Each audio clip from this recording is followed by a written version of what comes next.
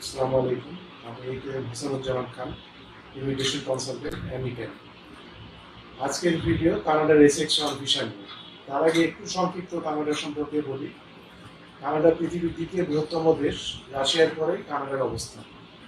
লোক সংখ্যা 4 কোটিরও কম। এটা মেনলি একটা ইমিগ্রেন্ট ফ্রেন্ডলি কান্ট্রি এবং এটার ইকোনমি অর্থনীতি আমেরিকার প্রায় কাছাকাছি। 19-20, আমেরিকার সাথে পার্থক্য 19-20। তো যাই হোক, মূল কথায় ফিরে আসি। এই সেকশন বিষয়টা হচ্ছে একটা special guest visa, Canada visit বা সেই সাথে একটা শর্ট টার্ম কোর্স করার জন্য স্পেশাল গেস্ট হিসাবে এই ভিসাটা দেওয়া হয়। এটা আমি মনে করি যে এটা সারা পৃথিবীতে ফার্স্ট ওয়ার্ল্ড কান্ট্রিগুলোতে যত ভিসা আছে, আপনার ইউএসএ, কানাডা, অস্ট্রেলিয়া এবং সেনজেনে যত ভিসা আছে তার মধ্যে এই সেকশন ভিসাটাই অ্যাপ্রুভাল হওয়ার সম্ভাবনা সবচেয়ে বেশি। এই ভিসাটার অ্যাপ্রুভাল রেট খুব হাই এবং এটার ঝামেলাও কম। এই সেকশন ভিসাটা একটা স্পেশাল গেস্ট ভিসা। এই ভিসাটা আপনাকে কানাডায় ভিজিটের পাশাপাশি একটা শর্ট টার্ম কোর্স করার জন্য অ্যালাউ করে। ভিজিট প্লাস সেই সাথে একটা শর্ট টার্ম কোর্স।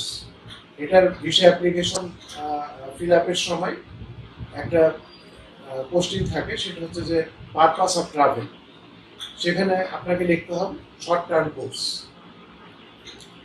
সুতরাং ভিজিটের পাশাপাশি একটা শর্ট টার্ম কোর্স করার জন্য আপনাকে এই সেকশন ভিসাটা অ্যালাউ করে এবং এই ভিসার অ্যাপ্রুভাল রেট খুব হাই। সারা পৃথিবীতে ফার্স্ট ওয়ার্ল্ড কান্ট্রিগুলোতে যত ভিসা আছে, আপনার ইউএসএ, কানাডা, অস্ট্রেলিয়া এবং সেনজেনে, তার মধ্যে এই সেকশন ভিসার অ্যাপ্রুভাল রেটটা অনেক হাই, অনেক বেশি। অপেক্ষাকৃত সহজে এই ভিসাটা পাওয়া যায়। এখন কারা পাবেন এই ভিসা? সেটা হচ্ছে যে পুয়ার এলিজেবল। আপনাকে এইচএসসি পাস হতে হবে, 12 ইয়ার্স এডুকেশন, ইংলিশ মিডিয়াম হলে A11 আর বাংলা মিডিয়াম হলে ইন্টারমিডিয়েট। 12 ইয়ার্স এডুকেশন পাস হতে হবে এবং আপনাকে কোনো একটা বিষয়ে, আপনার আগ্রহের কোনো একটা বিষয়ে শর্ট টার্ম একটা কোর্স করার জন্য আপনি কানাডায় যাবেন। আপনি যে প্রফেশনে আছেন বা যে বিজনেসে আছেন বা যে জবে আছেন, সেই জব বা বিজনেসের সাথে আপনার প্রফেশন রিলেটেড একটা কোর্স করার জন্য আপনি কানাডায় যাবেন। কানাডায় এই শর্ট কোর্সটা করলে আপনার এখানে একটা ভালো চাকরি হবে বা আপনি আপনার যেখানে আছেন জবে সেখানে আপনার প্রমোশন হবে, অথবা আপনার বিজনেসে অনেক কিছু শিখতে পারবেন, জানতে পারবেন। সেই জন্য এই ভিসাটা দেওয়া হয়, যে একটা শর্ট টার্ম একটা কোর্স করার জন্য। এখন প্রশ্ন হচ্ছে যে কানাডায় পড়াশোনা করতে গেলে তো ইংলিশ প্রফিসিয়েন্সি সার্টিফিকেট লাগে। 6 মাসের বেশি হলে সেটা আবার স্টাডি পারমিট ভিসার জন্য অ্যাপ্লাই করতে হবে। সেই জন্য অবশ্যই 6 মাসের মধ্যে, উইদিন 6 মান্থ এর ভিতরে কোর্সটা থাকতে হবে। এর আগে 7 মাসের একটা কোর্স নিয়ে ওই একটা ভিসা আমাদের অ্যাপ্রুভাল হয়েছে, সেটা ছিল 7 মাসের কোর্স। তারপর আমরা পেয়ে গেছি। যাই হোক, সেই ভিসাটা একটু দেখাই। এই যে সেই ভিসাটা, S1 ভিসা। এটা ডান দিকে লেখা আছে SX1, বাম দিকে স্টুডেন্ট। যদি একটু কাছে আমি ধরি, আপনারা দেখতে পাচ্ছেন কিনা। যাই হোক, তো এটা আমরা পেয়ে গেছি 7 মাসের কোর্সে অ্যাডমিশন নিয়েও আমরা এই ভিসাটা পেয়ে গেছি। তো যাই হোক, তারপরেও 6 মাসের ভিতরে থাকাটাই ভালো। এখন আইএলস এর যে বিষয়টা আছে, যদি আপনার আইএলস থাকে সেক্ষেত্রে আপনি আপনার যে আগ্রহের যে কোর্সটা আছে, শর্ট কোর্সটা, সেটা আপনি সরাসরি সেই কোর্সে অ্যাডমিশন নিতে পারবেন। এখন আইএলস এর প্রতি আমাদের অনেকেরই ভীতি আছে যে না, আইএলস করা আমার পক্ষে সম্ভব না, বা ইংলিশ ডিউওলিঙ্গো বা অন্য কোনো ইংলিশ কোর্স করা আমার পক্ষে সম্ভব না, আমি ইংলিশে দুর্বল। তাদের জন্য হচ্ছে যে তারা একটা ইংলিশ শর্ট কোর্সে অ্যাডমিশন নিতে পারবে।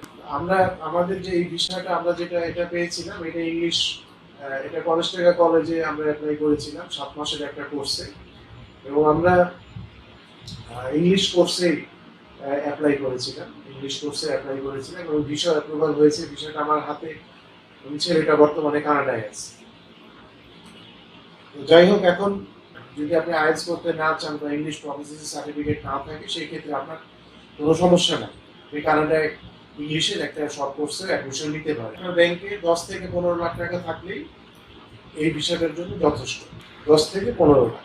সেই সাথে আপনার মেডিকেল করতে হবে। আইআরসিসি এনলিস্টেড মেডিকেল সেন্টার আছে বাংলাদেশে, বাড়িধারায়। সেখান থেকে মেডিকেল করতে হবে এবং একটা পুলিশ ক্লিয়ারেন্স সার্টিফিকেট লাগবে। এগুলো সবকিছুই জটিল না, সবকিছুই সম্ভব।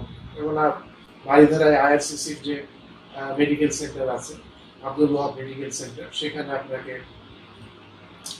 মোটামুটি ঘন্টা খানিকের মধ্যে আপনার মেডিকেল টেস্ট দিয়ে ওরাই রিপোর্টটা আইআরসিসিতে সরাসরি পাঠিয়ে দিতে। এবং সেই ক্ষেত্রে আপনার ওদের যে মেডিকেল টেস্টের যে অ্যাকনলেজমেন্ট পেপারগুলো যে আছে, রিপোর্ট আপনাকে দেখাবে না, রিপোর্ট ওরা সরাসরি আইআরসিসিতে দিয়ে দিবে।